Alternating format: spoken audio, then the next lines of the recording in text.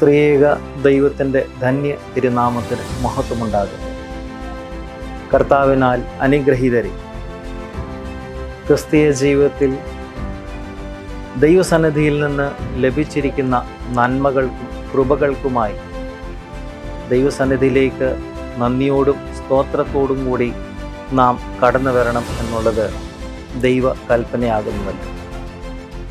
പുറപ്പാട് പുസ്തകം 23-ാം അധ്യായം അതിൻ്റെ 16-ാം വാക്യത്തിൽ നാം വായിക്കുന്നു: വയലിൽ വിതച്ച വിതയുടെ ആദ്യഫലം എടുക്കുന്ന കൊയ്ത്ത് പെരുന്നാളും ആണ്ടറുതിയിൽ വയലിൽ നിന്നും നിന്റെ വേലയുടെ ഫലം കൂട്ടിത്തീരുമ്പോൾ കായ്കനി പെരുന്നാളും ആചരിക്കണം എന്ന് ദൈവം കൽപ്പിക്കുന്നു.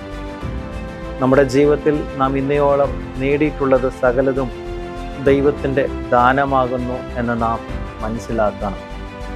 ആ ദൈവത്തിലേക്ക് തന്നെ നാം നന്ദിയോടും സ്തോത്രത്തോടും കൃതജ്ഞത അർപ്പിച്ചുകൊണ്ട് വർഷം തോറും നാം ആചരിക്കുന്ന കൊയ്ത്ത് പെരുന്നാൾ അതിൻ്റെതായിരിക്കുന്ന ഒരുക്കങ്ങളിലേക്ക് നാം ആയിരിക്കുന്നുവല്ലോ.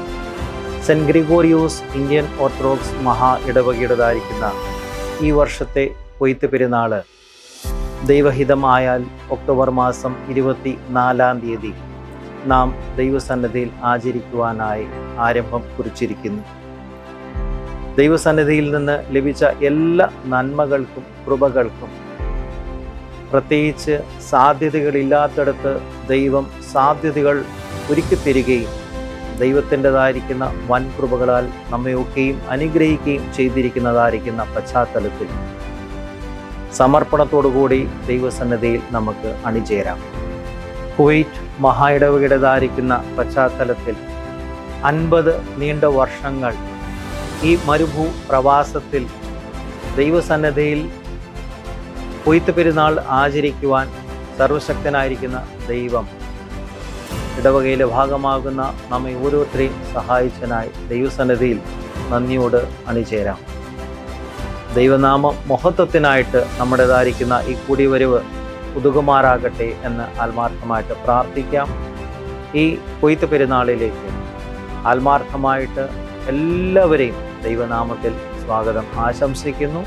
പ്രത്യേകയാൽ ഈ വർഷത്തെ ഈ കൊയ്ത്ത് പെരുന്നാളിൻ്റെ നേതൃശ്രേണിയിലായിരിക്കുന്ന ഏവരെയും, പ്രത്യേകിച്ച് അല്പമായോ അധികമായോ ഇതിനായിട്ട് അധ്വാനിക്കുന്ന ഏവരെയും ദൈവകരങ്ങളിലേക്ക് ഭരമേൽപ്പിക്കാം. നമ്മുടെ കൂടിവരവ് ദൈവനാമ മഹത്വത്തിനാകുവാനായിട്ട് സർവശക്തൻ നമ്മളെ ഓരോരുത്തരെയും സഹായിക്കട്ടെ എന്ന് ആത്മാർത്ഥമായിട്ട് പ്രാർത്ഥിക്കുകയും ആശംസിക്കുകയും ചെയ്തുകൊണ്ട് എൻ്റെ വാക്കുകൾ ഉപസംഹരിക്കുന്നു. സ്നേഹപൂർവ്വം, ജോബനച്ച്.